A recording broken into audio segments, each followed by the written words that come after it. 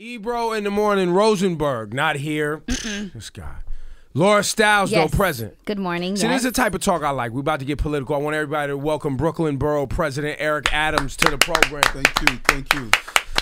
Brief history from you, sir. I can run through it and you correct me where I'm wrong. 22 years NYPD. Yes. State senator. Yes. Step a little closer to the microphone too. There you go. I saw your billboards about raise your pants, raise your image. Yes. That was a couple years ago now, right? Yes, it was. Yeah.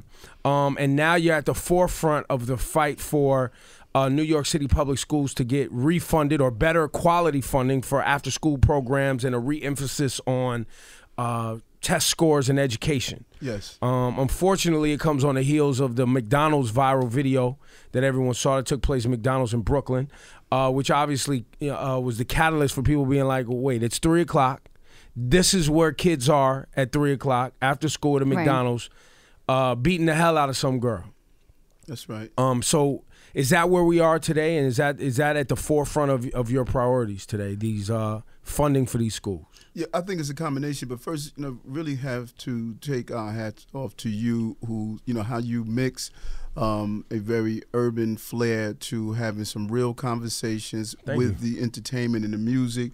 But it's so important to meet people where they are and what is their power source of information. Yeah. And I commend you for doing that. My goal is really to focus on our young people because they need an opportunity, and I'm not trying to raise children who are going to be great in Brooklyn, but I want children who are going to be great in Belgium and Budapest because we live in a small globe, and as I travel globally, I see how prepared young people are abroad, and if we're not ready, we can't be competitive. Folks are going to leave. People don't care if you're black, you're white, you're Chinese, Portuguese. Folks are not trying to hear that globally. Either you are up for the show or you're not going to get on stage. And when you say the show, can you speak specifically to what you mean when you say if you're up for the show? Does that mean prepared to offer society something meaningful, prepared to go into the workforce? Like, what's that mean for you? Right, and it's a combination. It is prepared to, how do you walk in the door? How do you cut a deal? How do you produce your product and show it and display it in a way that folks are going to say, I want it? And if you don't have all of those skills that are needed to do that, then you are going to be unable. You may have a good product to sell. It could be your voice. It could be a new app. It could be a new device. It could be your look. It could be your look. It's just so many things that you can sell now or to produce as a product. But if you don't have the right mechanism to let people know about your product, your great product is going to remain on the shelf and not on the shelves of those who are purchasing it. And that's probably what prompted the billboard, which was raise your pants, raise your image. Because you see kids walking the street. I'm one of them, walking around with our pants sagging. Now, obviously, I'm 40 years old, and I know time and place, so I know when to pull my pants up, and I know when to change my clothes. But for a young 16, 17-year-old who may not have a man in their life or that guidance, they may not know those things. Right, so true. And this wasn't an attack on young people, because I did things when I was growing up in South Jamaica, Queens, that I look back on and I say, wow, did I actually do that? Yeah. But the reality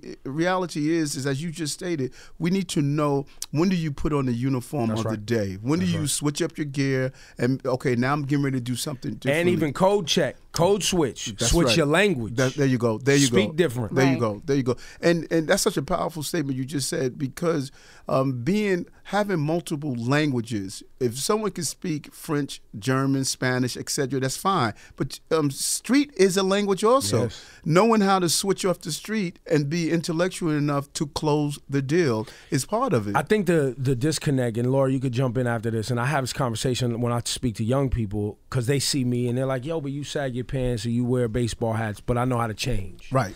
And fortunately, because I've been in this business for 25 years, I have a resume that people know my code of conduct. They know my moral fiber, right? So they don't, when I'm walking the buildings here, Hot 97, or walking in my industry, people know who I am already. Right? Versus when you're walking around the street or walking into a job interview or walking into the classroom or going to a new school for the first time. People don't necessarily know you like that, so they're going to jump to some conclusions based on your appearance. I do think, though, People need to know time and place from their elders, right? Right. And they need to be okay wearing different hats. That's what that expression comes from, right? You put on different hats for the occasion. You speak different languages for the occasion. And I think a lot of times people get confused about when to do that and whether or not they should have to do those things. Right. And that's an important piece. And since I know you're going to come in, but I just want to really piggyback on what you said because it's an important piece. My billboards were targeting the adults. It wasn't about the children because adults have the obligation and responsibility as children develop their full personhood to let them know how to switch these gears. And there was an abandonment of adults. We moved into a point that we were saying any and everything goes. There was no instructional phase of it. And I have a 19-year-old in college now, but I don't have to check on him all the time because I taught him this is how you play the game. Have fun, enjoy yourself, but you have to understand how to switch off the gears as you move forward. Adults have abandoned what we were given when we were coming up. The responsibility of saying, hey, you went too far. You can't do this, and this is what you can't do. It didn't mean I didn't do it. It didn't mean I didn't I got arrested at 15. It didn't mean I didn't know how to buy bamboo and roll a joint. It didn't mean that I had to sneak and do it. But our children no longer have to sneak and do it. They're doing it right in front of their parents. There's a breakdown in a respect between child and parent. You know, a big part of this, I remember, because me being a product of the public school system, and I remember I was part of an after-school program, and a lot of the times both of my parents were working full-time. So a lot of this I got from my after-school program. For volunteers who took the time to explain to us, time and place, and that's why it breaks my heart when I hear about public schools not having after-school programs, and I see videos like on World Star and all over the place with these children getting into these crazy fights, and a lot of the times because they have nowhere to channel their energy, they have nowhere to go. So true. When did it? So go back, Eric. Eric Adams is here, Brooklyn Borough President. Go back.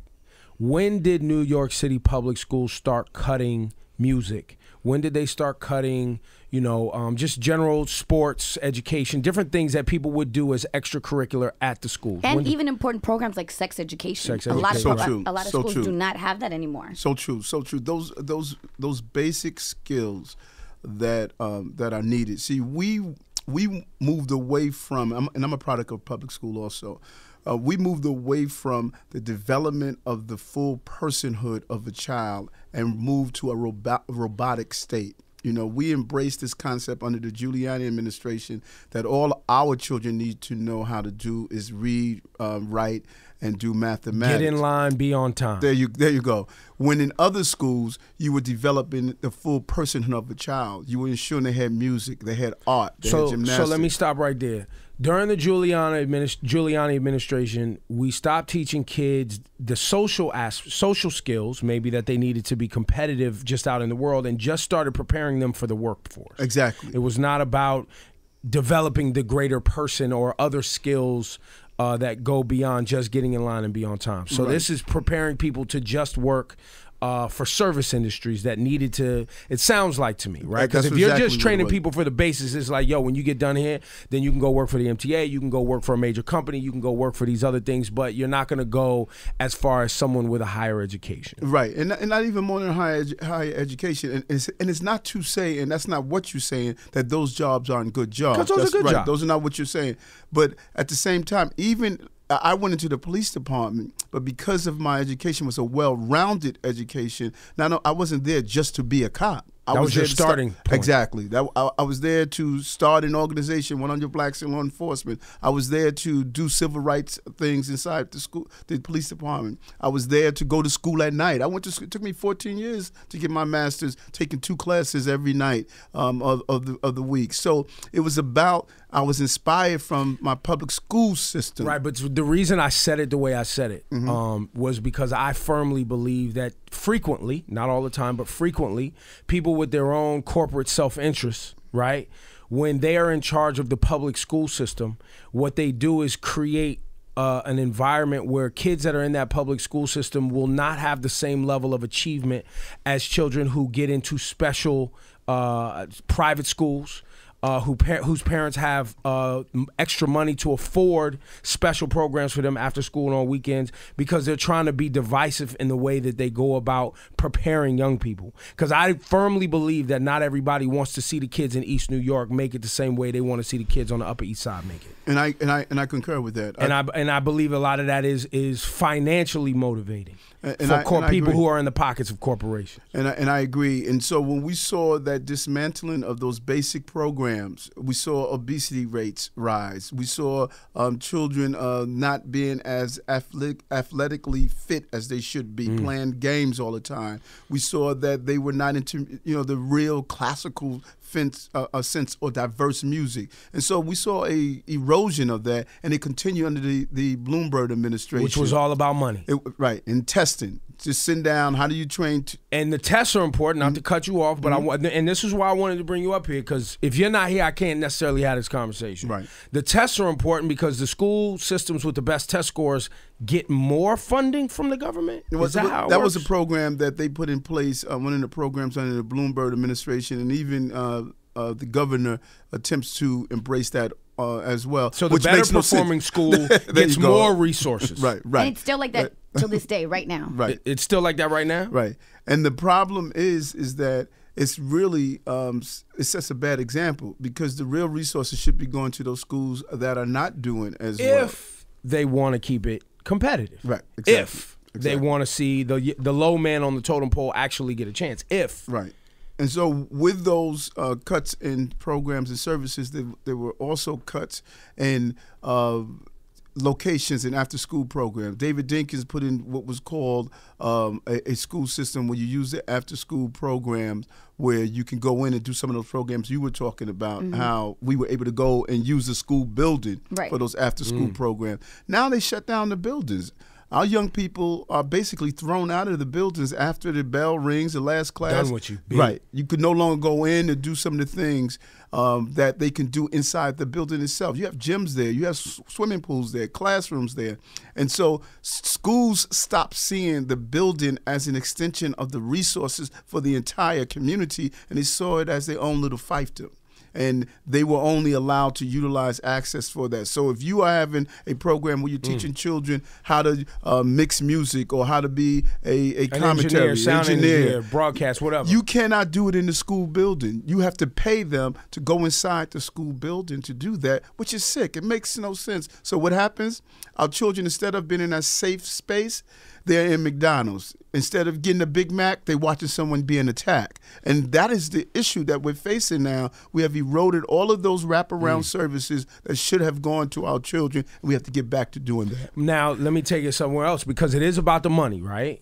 The funding goes away, generally speaking, because the people who live in the neighborhoods around these schools are on government assistance, and not a lot of tax dollars are pulled from that local community. So funding from the state and the city doesn't go back to that community, because a lot of the people live in the projects, or they live on government assistance, so they're not paying the same amount of taxes. Is that true? No. As a matter of fact, it's almost just the opposite when you look at spending habits. Okay. When you look at how much money we spend, how much we put back into the government coffers, because you may not be paying taxes based on your salary, but how much of your funding are you paying? Each time you go into a store and buy a pair of sneakers, that's taxes.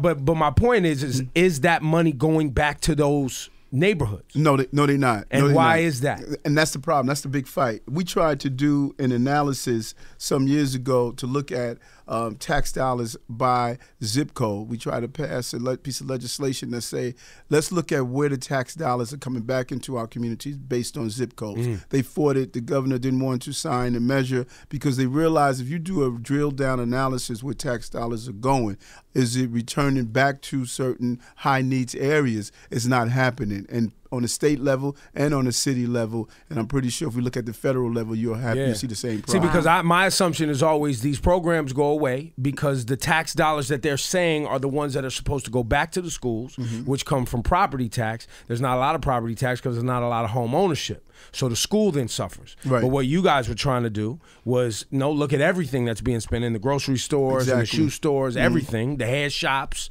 all that, everyone paying taxes, all those small businesses in that area. to make sure that funding goes back to the schools. So how are they going to fund this new initiative that, along with yourself and de Blasio, have to get these programs? Where's that money coming from? Well, that's the push. The push. What happened years ago, there was a lawsuit filed called Campaign for Fiscal Equity. What they found was upstate and Long Island schools were receiving a disproportionate amount of funding. So there was a lawsuit that was put in place. The lawsuit was won. The courts ruled that the government was unfairly funding the downstate or New York City school system. The money was put in place. David Patterson, who was the governor at the time, actually went back to Eliot Spitzer. Eliot Spitzer, when he was a governor, he understood that it was wrong, and he wanted to put the money back in the school system. This current governor is not moving forward with that initiative, and that's the fight. The fight is to make sure that he funds the downstate schools at the same level and make us whole from what we were denied in the previous time. Look, I'm going to just say it. You don't have to agree with me. New York City, when the price of a train ride is more expensive than the gallon of gasoline, they don't want low-income people living in close proximity to Manhattan. There is a move, and if tax dollars are going to upstate, tax dollars from downstate are being spent upstate disproportionately and not coming back, that reaffirms that for me. Is that people are getting pushed out of these areas with close proximity to Manhattan, getting pushed out to other towns, right? And the easy commute, close commute areas are going to be given to the people who have a certain tax bracket. And listen, that couldn't have been better said. And when you hear me say that quote again, know that I plagiarized it from you, you know, because you're right. That's what's happening. And you're right. Anytime the subway token is higher than the gallon of gas, that says a lot. And it's all about and the trains are more delayed now than ever, right? More crowded than ever. They don't want people to be able to drive to work, so that's even out. Like, forget that. There's nowhere to park. Parking's too expensive. It's too crowded. Forget that. So you have to get on the train. MTA got us by the balls. Then they raised the fare. Well, then the customer service is bad. It's a clear move to regain the inner cities. It's a clear move that folks no longer want to live out in what was considered the suburbs at one time. There's a clear move to regain. This is all over the United States. Oh, without a doubt. Look at D.C., Washington, D.C. You move all over the Chicago, entire country. Right. Philly. Right, exactly. San Francisco. Don't even live in San Francisco. Don't even forget about it. Right. Right. So true. I remember being out in San Francisco as they just constantly moved, folks who were inside the city area now being moved further out. So the goal is electeds must make sure that we keep communities affordable and make sure as we build and develop, because Brooklyn is developing to a level that's beyond imagination. It has been classified as one of the most expensive places to live in the entire country. When I walked in downstairs, a brother at the front desk had his little Brooklyn pin on because now it has become a brand.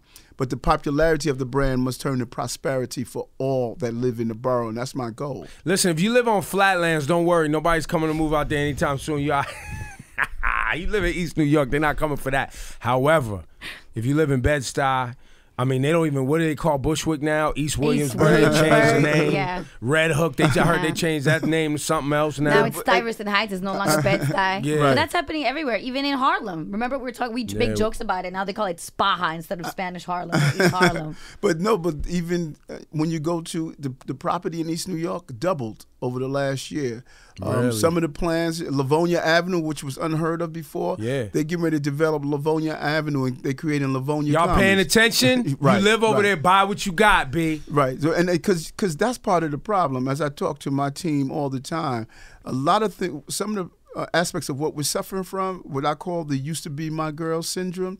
Listen, Brownsville was ours. Bed-Stuy was ours. Do nothing with it. Now that she's on somebody else's arm, we're talking about how expensive she is when we had it. Yeah. When I purchased in Crown Prospect Park, people laughed at me. The day I moved on the block, there was a homicide. But I organized the block to say, we're going to take back our community. Same thing with Bedford-Stuyvesant. Yep. I moved on Lafayette Avenue.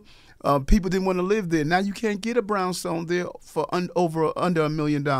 So we got to do the same for Brownsville and East New York. You got voted in as Brooklyn Borough President. Now, I did some research. I think the voting, the registered people to vote that actually vote was like 50%. It was like, I think when you ran, it was one of the highest voter turnouts during that time. A lot of stuff going on. The information you just said about the development of Livonia, that information is public information. Yes. But unless you're interested in real estate, buying something, or know about city planning and how to go to those meetings, that's not information that is just common knowledge. Right. To know that, yo, maybe I should buy a lot over there. Maybe I should buy a building over there. Great point. Because we don't know that. We only know after new things start going up. Great point. And that's what I want to stop. We had about 220 people at Borough Hall yesterday talking about what areas they should be looking at. How do you purchase a co-op? The first piece of property I purchased wasn't a house, it was a co-op. And it started me to understand what is a mortgage like. How do I get my credit score fixed? And so we want to educate people on the ground. I don't want to insult people expecting them to know what I know after I went through the process. Absolutely. We want to meet people where they are and help them move to the place where they want to be. But you have to be accessible and receptive to learn, and we're using Borough Hall to do that. Borough Hall used to be this intimidating place downtown Brooklyn. Now, folks coming in and out of there all the time, getting that information that you're talking about. Got it. His name is Eric Adams. He's Brooklyn Borough President. So we don't know yet if the initiative that yourself, de Blasio, and many others want to do for New York City public schools is going to get funded. No, we do not. But what we have to do, the name of the game, I always believe that you reach a certain goal. But even if you don't get the goal, then you have to have a plan B. You know, so we have a lot of spaces that we can utilize. We have a lot of churches that are only open on Sunday. We need to open our doors to our young people. We have a lot of existing space and creativity. There's so much we can do with what we have that even if we don't get this initiative done, we still have to move forward to create a safe space for our young people. All right. So how can we make sure it gets done? Is this a Cuomo thing? Is this a funding thing? Like what do we do as the regular people? Is it something? It's not a voting thing. This is a commissioner thing? Like, what is this? No, great question. And right now, there's a few initiatives that we're looking to do. But right now, one of the most important things that's taking place right now in New York State is the budget process. When you hear people talking about the budget in Albany, they're sitting down and they're saying, hey, we have $127 billion. How are we going to spend it? Normally, we're not part of that conversation. You had a new person who was part of that conversation, and a brother named Carl Hastings. He's from the Bronx. He was just moved in to be one of the people who make that decision. We have to reach out and have our voices be heard. And then there's also an important initiative that's taking place that impacts the studio, the entire record industry. We're organizing the record industry to keep them to stay in New York, because many of them are leaving because of the taxes. That's right. We're trying to get a tax subsidy so our record industry and that $25 million that's attached to those taxes can stay here in New York. Those hotels and the club night, club life, and all that stuff. There you go. So we're mobilizing around those issues. So there are a lot of issues that really impact everyday people. A lot of time people say, listen, the governor has nothing to do with me, the mayor has nothing to do with me, but it does. You know, the policies that come out of City Hall and Albany impacts us directly. I will say this in parting too, and I have this conversation with teachers and anybody who will listen. I'm not one of those people who like to run around every school and tell young people, oh, you could be anything you want to be if you put your mind to it. I think it's a little bit more detailed than that, and it takes a lot more work than that. I will say though that a lot of the times with young people, right now they don't think anybody gives a fuck about them. I think most of the time it's like that right now, especially if you live in some of these areas in New York City. They're not stupid. Kids ain't dumb. They can feel when people don't care. They can feel when the teachers don't care. They can feel when their parents don't care. They can feel when their parents go to a job and kill themselves every day for 12 hours to come home and hate life, right? And with minimum wage not increasing, that affects behavior of kids. When there's happy parents coming home from work because they're making a little bit more money, that affects the behavior of a child when they go to school. The same thing on that is also our schools don't teach kids how to make money. That's what kids are interested in. Kids want to know, how can I make money and be happy later on in life? Right. Like, what is that thing? Because I see my parents was unhappy, my dad was unhappy, my mom's unhappy, my uncle's unhappy, everybody's unhappy, and they work. Right. Why do I want to go to school every day and be like them? I don't want to do that. Right. You know, and we're asking 14, 15-year-olds, go to school, go to school, go to school. And they're like, my sister just finished college. She can't find a job.